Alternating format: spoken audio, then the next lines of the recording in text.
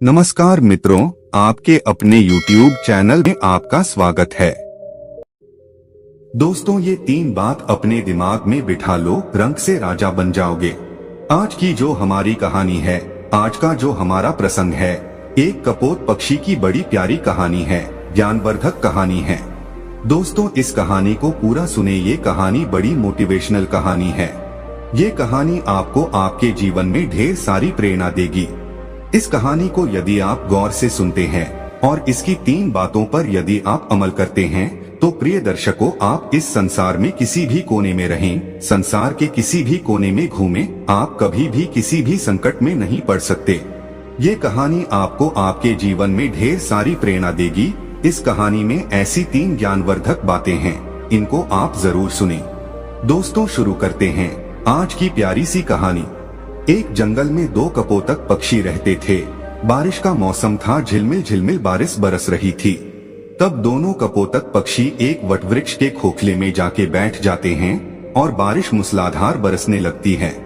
तभी उनके पास एक तीसरा कपोतक पक्षी उड़ता हुआ और भीगता हुआ आता है और उनसे कहता है कि थोड़ी जगह मुझे भी दे दीजिए, मैं बारिश में भीग रहा हूँ। लेकिन उस वटवृक्ष के खोखले में इतनी पर्याप्त जगह नहीं थी कि 3 पक्षी आ सके, क्योंकि दोनों पहले बैठे हुए थे, क्योंकि इतनी ही पर्याप्त जगह थी जिसमें दोनों बैठे हुए थे। अब तीसरा पक्षी उड़ता हुआ भीगता आता है और उनसे जिद करने लगता है और उनसे कहता है कि आप मुझे थोड़ी जगह दे दीजिए, मेरी सहायता कीजिए। जब दोनों पक्षी ही जो पहले से बैठे हुए थे वो इनकार कर देते हैं, वो कहते हैं कि यहाँ पे इतनी पर्याप्त जगह नहीं है जो हम आपको बिठा सकें। तब वह भीगता हुआ पक्षी कहता है कि तुम मूर्ख तो नहीं हो जो मुझे जगह नहीं दे रहे हो। तब वो दोनों पक्षी कहते हैं कि भाई, हमारे पास इतनी पर्याप्त जगह नहीं है, हम दोनों ही बड़ी मुश्किल से इसके अंदर बैठे हैं।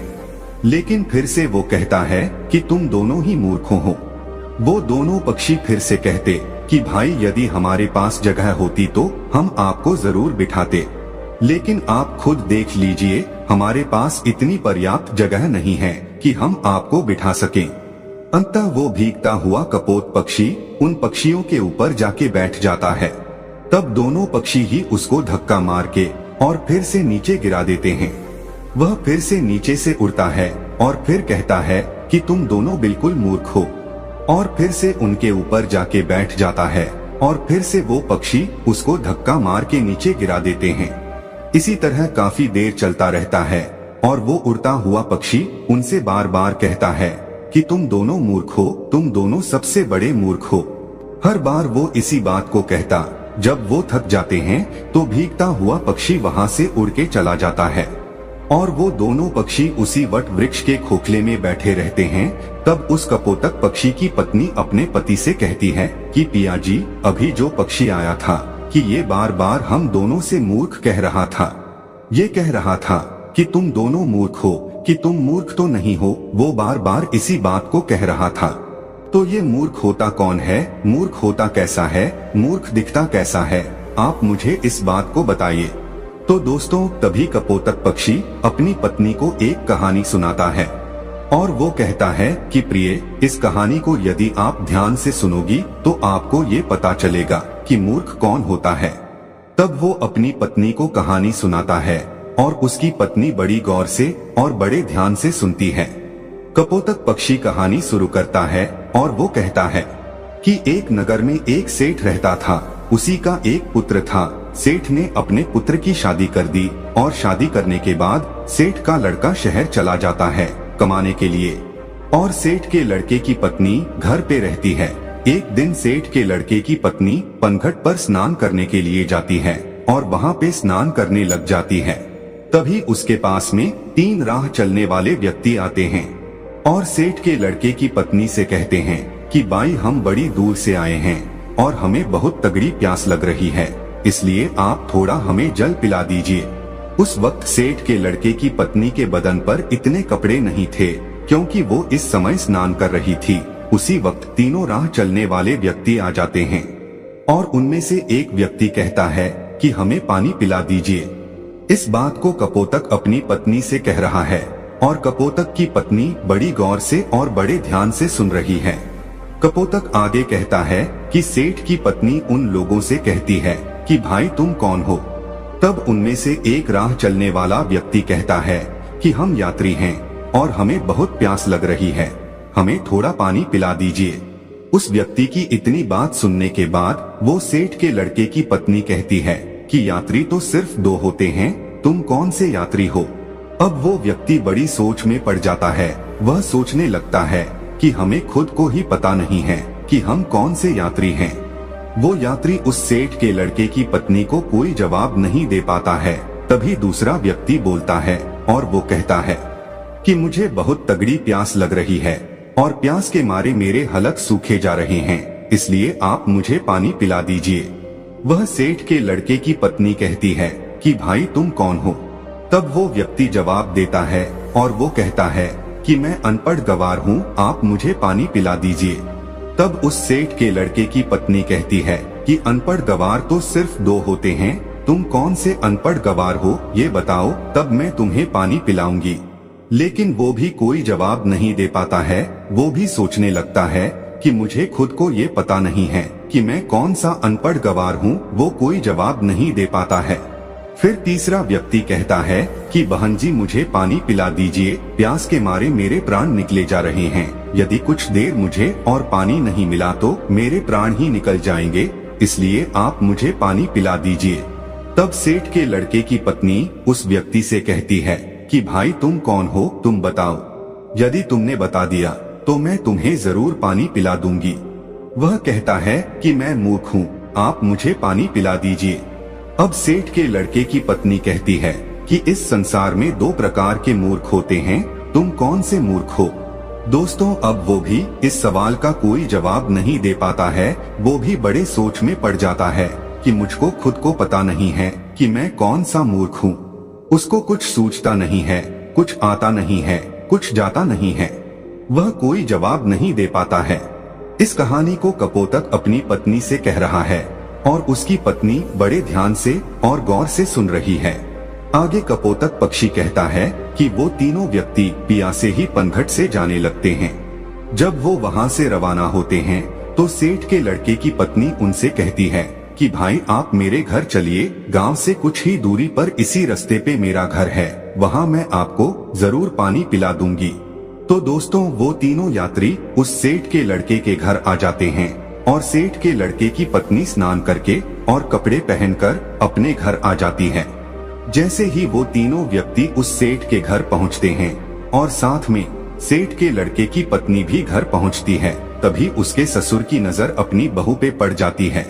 तब उसका ससुर सोचने लगता है कि मेरी बहू किन मर्दों के साथ घूम रही है, इसका पति विदेश गया हुआ है, इसका पति बाहर गया हुआ है कमाने के लिए और ये पराये मर्दों के साथ घूम रही है। इसी बात को वो सोचने लगता है। उधर सेठ के लड़के की पत्नी उन राहगीरों को अपने घर ले जाकर उनको पानी पिलाती है और तीनों को पानी पिलाकर भेज देती है और उनसे कहती है कि भाई मैंने पनघट में पानी इसीलिए नहीं पिलाया क्योंकि मैं स्नान कर रही थी और मेरे बदन पर इतने पर्याप्त कपड़े नहीं थे जो मैं तुम लोगों के समक्ष खड़ी हो सकूं। इसलिए मैंने तुम लोगों से इतने कठिन सवाल पूछे हैं।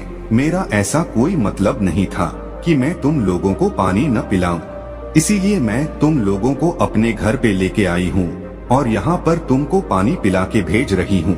अब आप बड़े प्यार से पानी पीजिए और अपनी राह चल दीजिए। तीनों राहगीर पानी पी के वहाँ से चले जाते हैं। तो दोस्तों उधर सेठ के लड़के की पत्नी का ससुर सोचने लगता है कि मेरी बहू बदचलन है, मेरा लड़का बाहर काम करता है और ये पराये मर्दों के साथ घूमती है, पराये मर्दों को अपने घर पे लेके आती है, मेरे घर पे लेके आती है।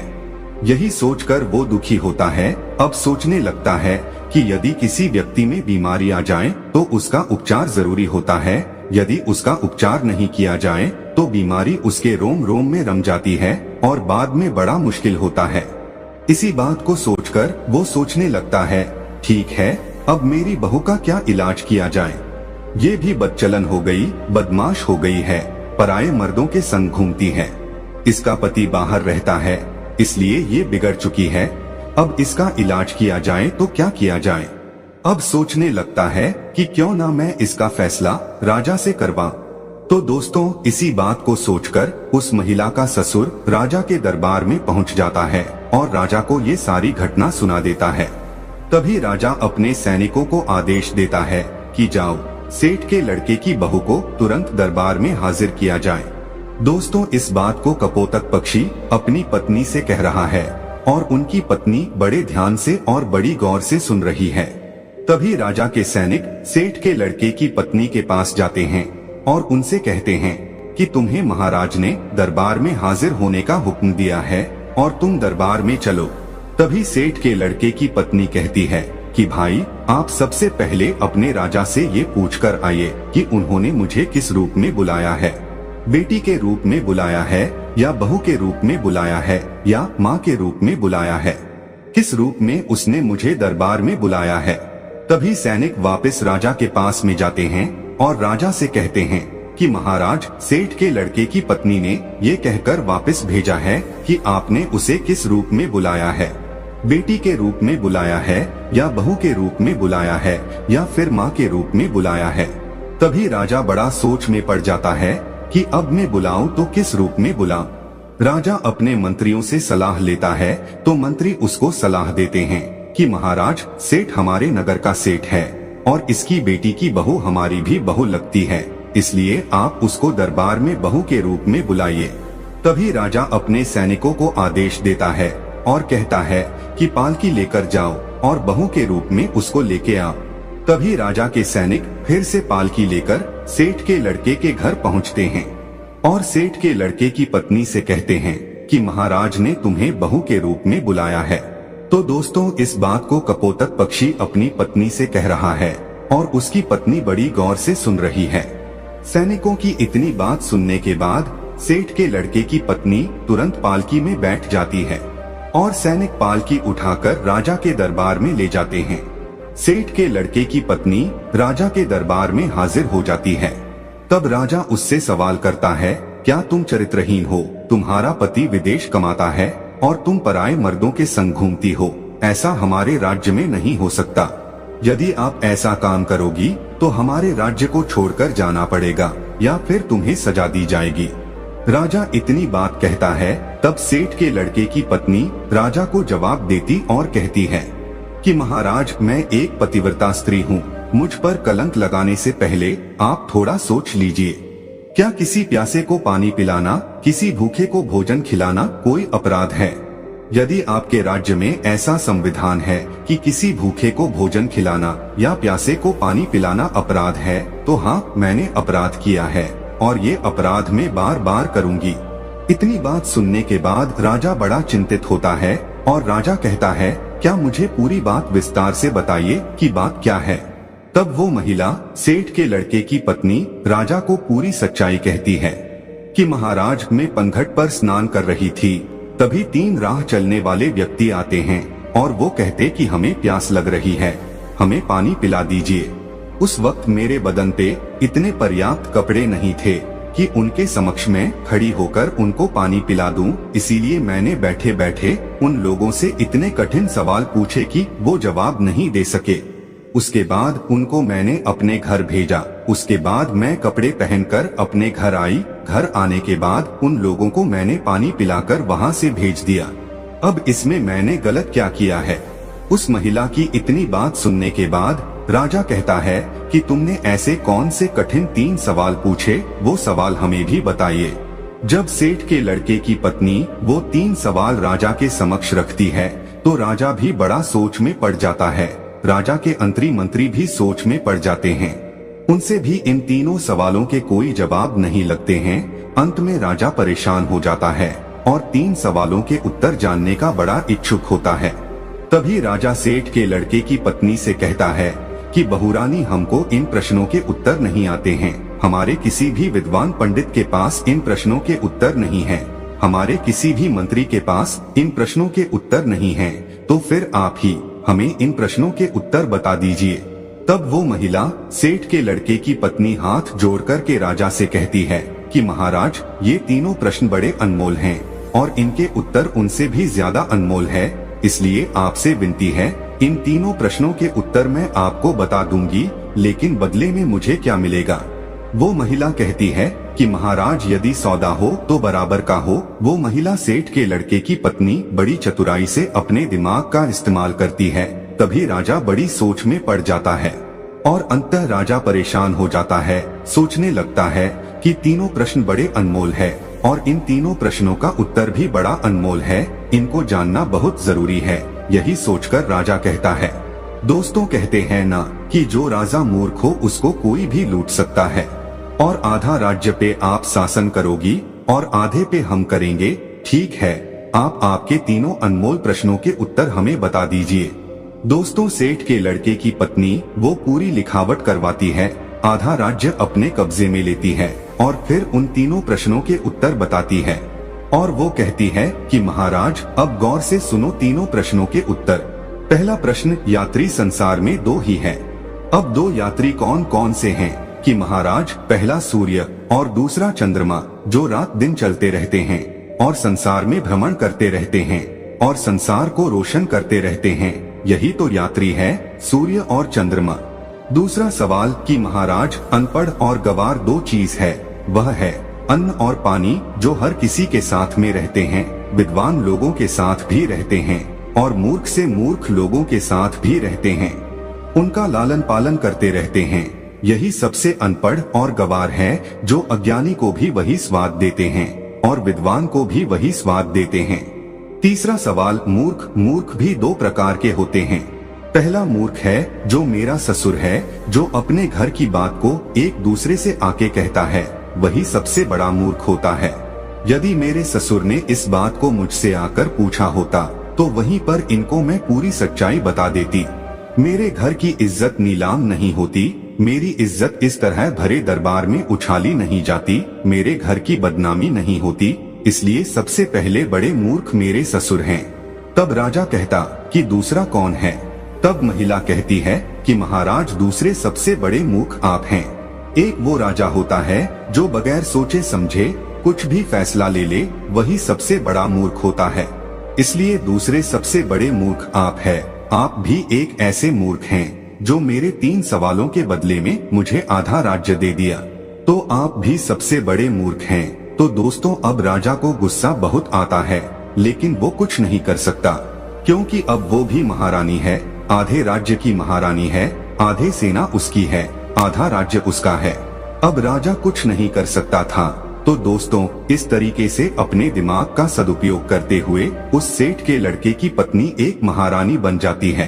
तब कपोतक पक्षी अपनी पत्नी से कहता है कि प्रिय, सबसे बड़ा मूर्ख वही होता है जो अपने घर की बात को बाहर निकाल दे, अपनी घर की बात को अन्य लोगों से कहे, अपनी घर की बात को एक दूसरे से कहता रहे, अपनी घर की बात को अपने घर में ना रखे, वही सबसे बड़ा मूर्ख होता है। और दूसरा मूर्ख वो होता है जो किसी के कहने पर भी अपना सब कुछ लुटा दे। ये 2 प्रकार के ऐसे मूर्ख होते हैं, इनका कुछ नहीं हो सकता। तब कपोतक की पत्नी की ये बात समझ में आती है कि संसार में मूर्ख कौन होता है। इसीलिए कहते हैं कि अपने दिमाग का सही समय आने पर जो बंदा सही उपयोग करता है वो अपने जीवन में हमेशा कामयाबी पाता है। इसीलिए दोस्तों हमेशा अपने दिमाग को सही जगह और सही निशाना लगाकर की चलाइए, आप कभी भी फेल नहीं हो सकते।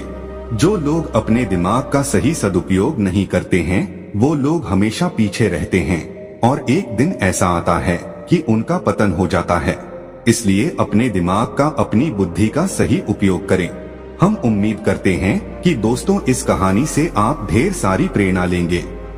तो दोस्तों यह कहानी आपको कैसी लगी हमें कमेंट सेक्शन में जरूर बताना, और अच्छी लगी हो तो इस चैनल को सब्सक्राइब जरूर कर लेना।